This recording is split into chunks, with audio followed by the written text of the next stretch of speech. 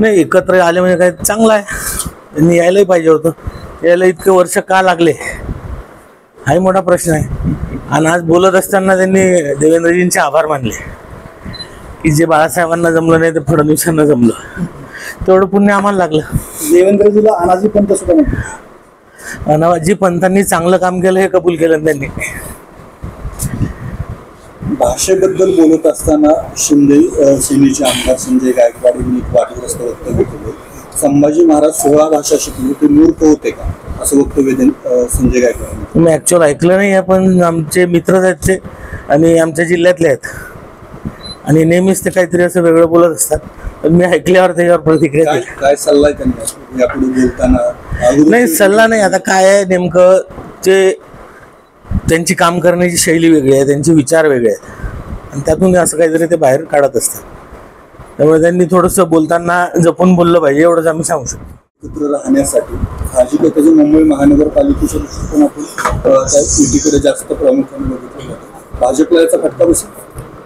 मला नाही वाटत भाजपला याचा काही फटका वगैरे पडणार आहे. आपल्याला माहित आहे की राजाचा जीव कशात असतो, तसं उद्धवजींचा जीव सगळा मुंबई महानगरपालिकेत आहे. आणि राज ठाकरेंनी असं कुठे वाच्यता केली नाही की एकत्र आलो एकत्र राहण्यासाठी. ही साथ त्यांना उद्धवजींनी घातली कारण ते हतबल झाले. त्यांना डोळ्यापुढे दिसते की मुंबई महानगरपालिका आपल्या हातनं जाणार आहे आणि ती 100% जाणार आहे. त्यामुळे त्यांचा हा केविलवाना प्रयत्न आहे की आम्ही एकत्र राहू, एकत्रितपणे काम करू. एकत्रितपणे काम करत असताना मन तर मिळालं पाहिजे. अजून त्यांचा जागा वाटप नाही, अजून त्यांची निवडणुकीबद्दल चर्चा नाही. आणि आजही ते जेव्हा आले तर त्यांनी पक्षविरहित कार्यक्रम का केला?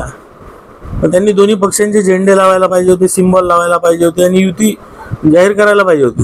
एवढा मोठा सोहळा झाला, युती का नाही जाहीर केली? त्यांचं मनोमिलन पक्षीय पातळीवर होईल असं तुम्हाला वाटत नाही? येणारा काळ आहे, जास्त दूर नाही, आपल्याला दिसेलच.